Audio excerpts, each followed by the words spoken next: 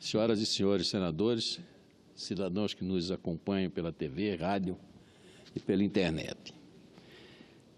Senhor presidente, os assuntos aqui tratados são dos mais variados. Hoje, por exemplo, nós escutamos vários pronunciamentos sobre diversos assuntos. Mas existe um assunto que eu quero tratar no dia de hoje, que nunca deixa de ser discutido, mas que, infelizmente, não avança no Congresso Nacional.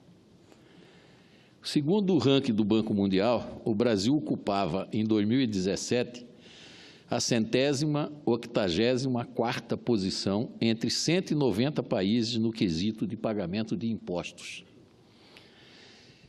Temos mais de 80 tipos de impostos, taxas e contribuições que podem ser federais, estaduais e municipais.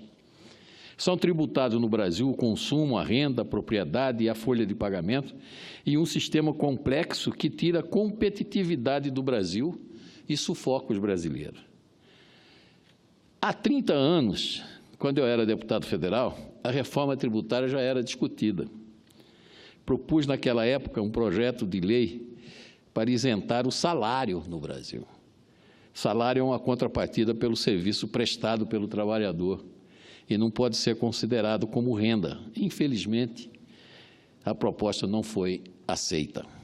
Não podemos mais virar as costas para essa questão que já mostrou que não será resolvida por si mesmo. Urge uma reforma séria, que simplifique o modelo vigente e que adeque a carga tributária à realidade nacional. Precisamos repensar o nosso modelo tributário, levando em consideração o impacto da tecnologia na economia, as vocações brasileiras, o contexto internacional, para que o país volte a crescer. Estudo do Banco Mundial mostra que os tributos indiretos representam cerca de 55% da receita brasileira, gerando um efeito cascata sobre itens essenciais como alimentação, medicamentos, vestuário e transporte. O impacto desse efeito cascata recai principalmente sobre os mais pobres, que gastam 32% de tudo o que ganham em tributos.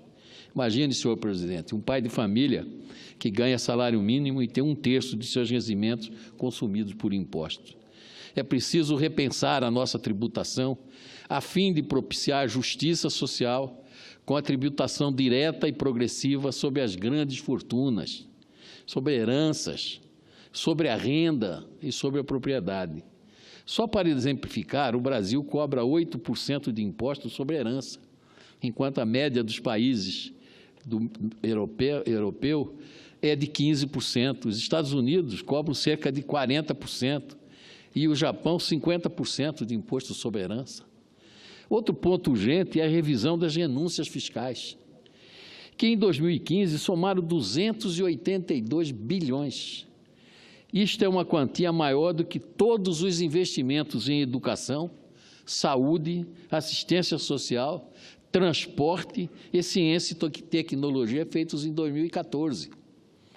Precisamos ajustar a balança de forma que aqueles que ganhem mais, paguem mais impostos e ajudem a sustentar o financiamento de políticas sociais, estimulando o mercado interno e rompendo com o ciclo de desigualdades perpetuado no nosso país. O Estado brasileiro tem uma estrutura inchada que precisa ser reduzida, com racionalidade econômica para permitir a retomada do crescimento e a geração de empregos. Isso inclui os 3 poderes, legislativo, executivo e judiciário. São estruturas enormes e caras, pagas pelo contribuinte brasileiro.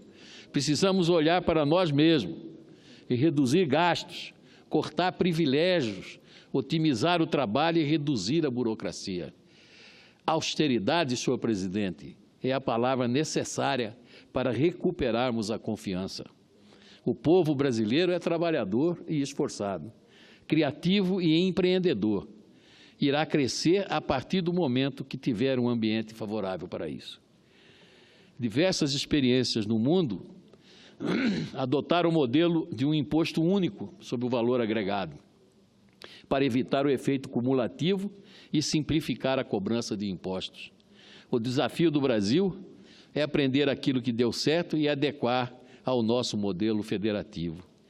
E aí, ao falar em modelo federativo, entramos em outra discussão bastante antiga, a reforma do Pacto Federativo. Os estados e municípios brasileiros precisam de autonomia, de uma reforma tributária precisa ter como objetivo o desenvolvimento regional, minimizar as desigualdades, acabar com as guerras fiscais e propiciar a todos os brasileiros a oportunidade de uma vida digna. Não quero dizer, senhor presidente, que é uma missão fácil. Minha fala é no sentido de convocar todos os colegas parlamentares para este desafio tão grande e tão urgente para o Brasil. É responsabilidade de nós, congressistas, criar uma legislação tributária propícia para a grandeza do Brasil, convocando a sociedade e as instituições para discussão. Recebemos no mês passado a Associação Nacional dos Auditores Fiscais da Receita Federal e a Federação Nacional do Fisco Estadual e Distrital para discutir a proposta da reforma tributária solidária. É necessário aprofundarmos os debates, envolvermos outros agentes, apresentar e votar rapidamente uma proposta que modernize a carga tributária brasileira e, ao mesmo tempo, que preserve o Estado social previsto na Constituição Cidadã de 1988.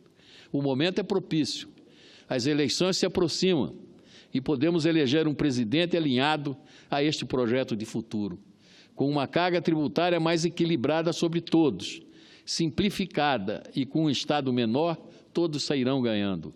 Deixaremos de vez a recessão rumo a um país mais justo. Era o que eu tinha a dizer, senhor presidente. Muito obrigado.